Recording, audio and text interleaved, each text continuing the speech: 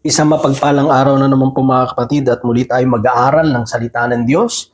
At ang salita ng Diyos natin pag-aaralan atin pong kukunin sa Old Testament kay Joshua, Kabanata 24, talata 14 hanggang 19. Ang sabi po dito, kaya naman ngayon, sambahin ninyo si Yahweh at paglingkuran ninyo siya ng tapat. Kalimutan na ninyo ang mga Diyos-Diyosang dating sinasamba ng inyong mga ninuno sa Mesopotamia at sa Ehipto. Si Yahweh lamang ang inyong paglingkuran. At kung ayaw ninyong maglingkod kay Yahweh, sabihin ninyo kung kanino kayo maglilingkod. Sa Diyos-Diyosang sinamba ng inyong mga ninuno sa Mesopotamia o sa mga Diyos-Diyosan ng mga Amoreo na sinasamba dito sa lupaing inyong tinatahanan. Ngunit ako at ang aking angkan ay kay Yahweh lamang maglilingkod. Sumagot ang bayan, wala kaming balak na talikuran si Yahweh at maglingkod sa mga Diyos-Diyosan. Si Yahweh na ating Diyos ang siyang umango sa atin sa pagkaalipin sa Ehipto.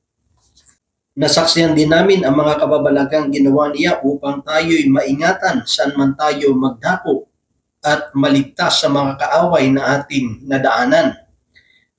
Pagdating natin, pinalayas niya sa lupaing ito ang mga Amorheo, ang lahing nakatira dito. Kaya't kami rin ay kay Yahweh maglilingkod. Siya ang ating Diyos. Muling nangusap si Joshua sa bayan, hindi kayo makapaglilingkod kay Yahweh sapagkat siya ay isang Diyos na banal at ayaw ng nahahating paglilingkod. Hindi niya ipahihintulot ang inyong mga pagsuway at pagkakasala. Mga kapatid, mga magulang, mga kaibigan, ito po ang salita ng Diyos. Ang papuri, ang pagsamba ay para lamang po sa Kanya. Itong binasa po natin ito po ay pamilyar na account sa Bible, lalo kapag ang pinag-uusapan ay yung as for me and my house, we will serve the Lord. No? Ako at ang aking angkan maglilingkod sa Diyos. At ito ay pamilyar tayo, ito ang salitang binitawan ni Joshua sa bayan ng Israel. No? Pinatawag niya ang lahat ng mga pinuno, ang buong sambayanan ng Israel, at dito binalikan ni Joshua yung paano tinawag si Abraham, hanggang paano sila naging alipin no, sa lugar ng Ehipto, paano sila niligtas, hanggang sa point na ito. No? Binalikan ni Joshua kung paano yung katapatan, yung patnubay, yung tulong, yung ginawa ng Diyos sa kanila. Kaya nga dito, alam naman natin dahil nga ang mga Israelita ay nagtagal sa lugar ng Ehipto, sa Mesopotamia, sila ay napamuhay no, sa ibang mga lahi. Kaya siyempre kung ano yung Diyos na sinasamba nila, na-adapt ngayon ng mga Israelita. Kaya dito, sinabi ni Joshua sa kanyang sabayan ng Diyos, kanino kayo maglilingkod? Sa mga Diyos ng Mesopotamia o ng mga Amorheo?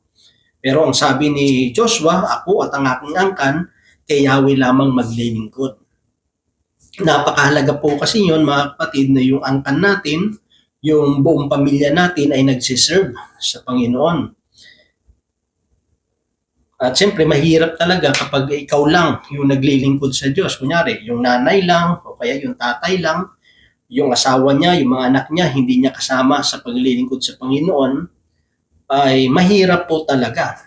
Kasi para ano yun malaki yung magiging apekto rin sa paglilingkod mo sa Panginoon. Kaya nga kapag tayo ay namumuno, maaari talaga ay buo kayong pamilya, buo kayong angkan na naglilingkod sa Panginoon.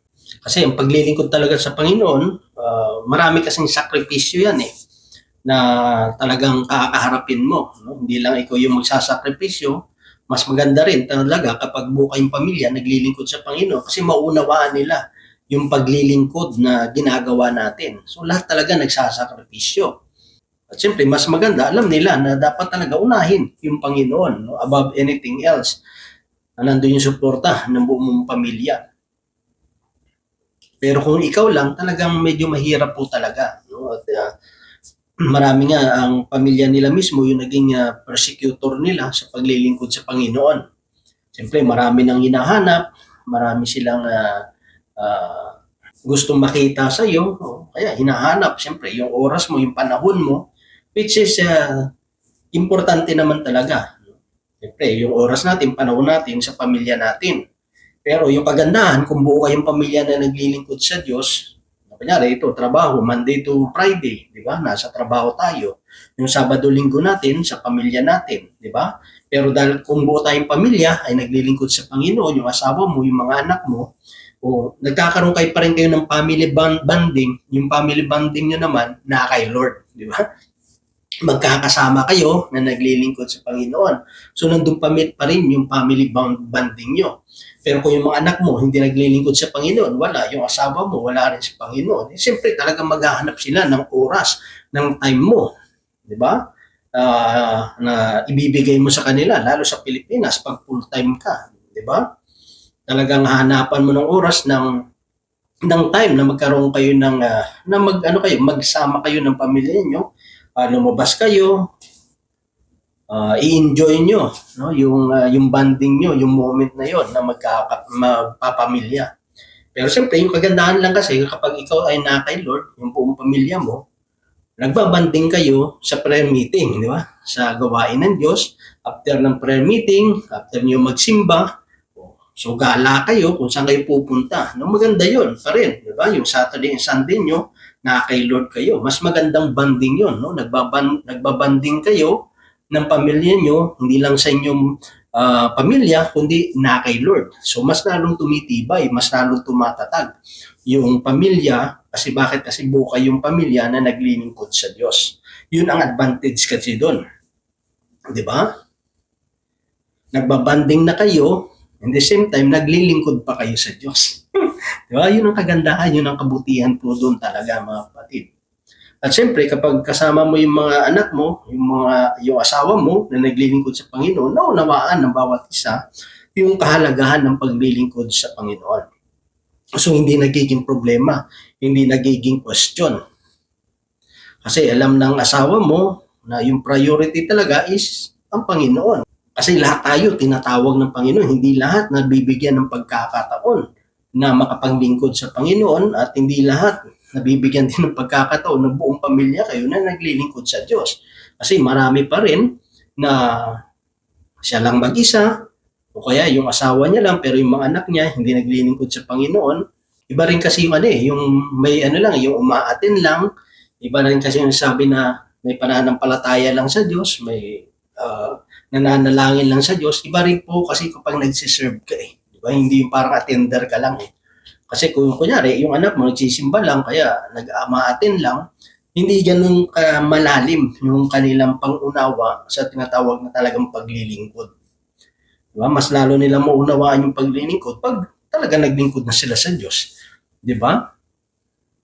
O nagkaroon ka ng posisyon. Minsan, kunyari, kung attender ka lang, o kaya membro ka lang, hindi mo siyempre naunawaan kung ano kahirap pag ikaw ay naging leader kung nasa management ka.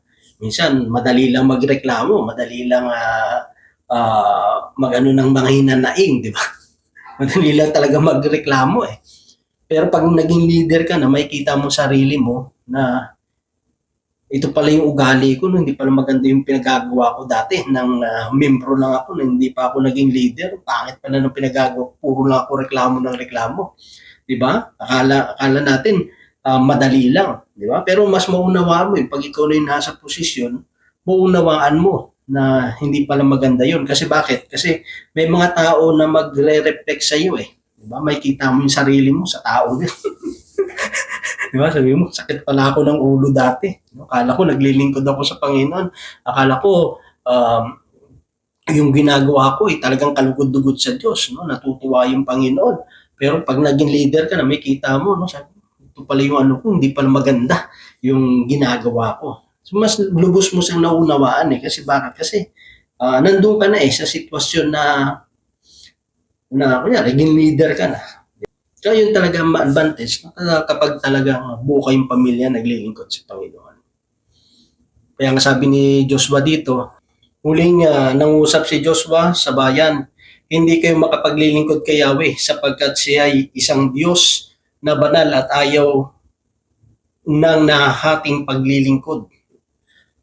Sabi ni Joshua, kasi sabi ng bayan ng Diyos, no? Sabi ng mga Israelita, maglilingkod kami, kay Yahweh lang kami maglilingkod kasi siya lang ang nag-iisang Diyos. Pero sabi ni Joshua, hindi kayo makapaglilingkod sa Diyos, sabi niya. Gustuhin niyo maglingkod sa Panginoon pero hindi kayo makakapaglingkod sa Panginoon, sabi niya doon. Hindi kayo makapaglilingkod kay Yahweh sapagkat siya ay isang Diyos na banal at ayaw niya ng nahahating paglilingkod. Hindi niya ipahihintulot ang inyong mga pagsuway at pagkakasala.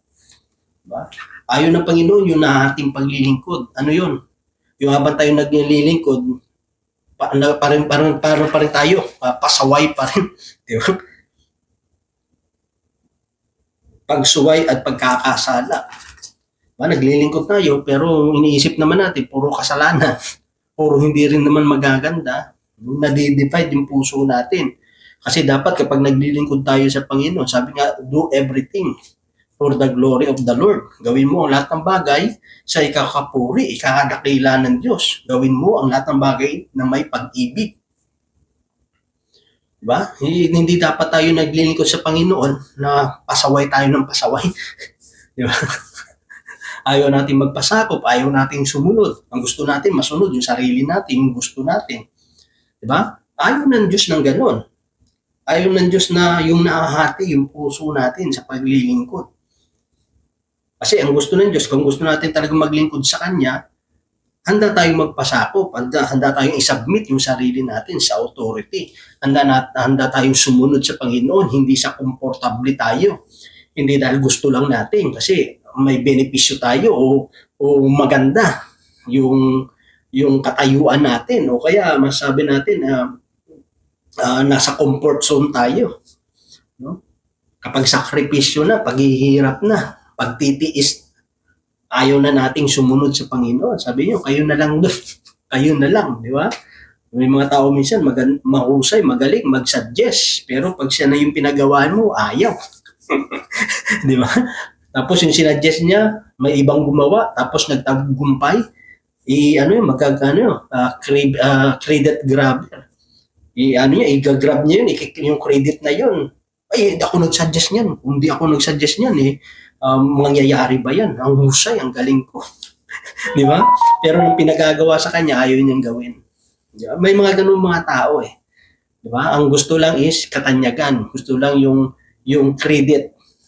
So mahirap mo ng ganun na paglilingkod sa Panginoon, mga kapatid. Kaya sabi ng mga taong ito, kaya rin kami maglilingkod. Pero sabi ni Joshua, hindi kayo pwedeng maglingkod sa Panginoon pag hindi na bago puso nyo. Pag hindi na bago yung pag-iisip nyo, yung pangangatwiran nyo, mahirapan kayong maglingkod sa Panginoon. Kasi bakit? Wala tayong pwedeng itago sa Diyos eh. Kilala tayo ng Diyos. No? Yung loob at labas natin, alam ng Diyos. Wala tayong may itatago sa Kanya. Kaya, napakalaga na as for me and my house talaga, yung pamilya natin ay makasama natin sa paglilingkod sa Panginoon. Kasi kung buo tayong pamilya na naglilingkod sa Panginoon, nagiging maayos, nagiging matiwasay, hindi naman ibig sabihin walang problema, walang mga sacrifices, walang pagtitiis. Kasi totoo lang, lahat nagtitiis eh. No, katulad sa akin, siyempre, kahit yung asawa ko, siyempre, meron ding sacrifices yan. Diba? Lalo, siyempre, kung hahayo ako, mag-outreach ako, siyempre, siya mag-aalaga ng mga anak namin, hindi ako makakatulong. Pero yung kaganda doon, naunawaan niya yung paglilingkod ko sa Panginoon. Ano lang yan, tulungan lang eh. Diba? Tulungan lang po yan, mga kapatid. So, malaki talaga advantage nyon. Kasi yung mga anak ko, at least naunawaan nila na siyempre, kailangan unahin natin si Lord palagi. Yung palagi nang sinasabi namin sa mga anak namin eh. Na unahin natin palagi si Lord. Kasi siya yung pinanggagalingan ng lahat ng pangangailangan natin. So noon pa lang, bubuksan na yung isip ng ating mga anak na maganda na ang buong pamilya ay naglilingkod sa Panginoon. Nagbabanding na tayo bilang pamilya at yung pinakamagandang banding, yung magbanding tayo sa Panginoon. Yung naglilingkod tayo sa Kanya. So yun lang mga kapatid, at nawa ang Diyos sa ating mga kapatid na hindi niya pala nadadala yung pamilya niya, yung anak niya, yung asawa niya sa Panginoon, patuloy lang tayong manalangin. Patuloy lang natin gawin yung kalooban ng Diyos, gampanan yung ating mga tungkulin, patuloy lang tayo magpakumbaba sa Panginoon at in the perfect time, sa tamang oras, sa tamang panahon na itinakda ng Diyos, maano rin natin sila, madadala rin natin sila at makakasama natin sila sa paglilingkod sa Panginoon. So yun lamang mga kapatid, nawa ang Diyos patuloy magpala sa bawat isa sa atin. God bless po sa ating lahat.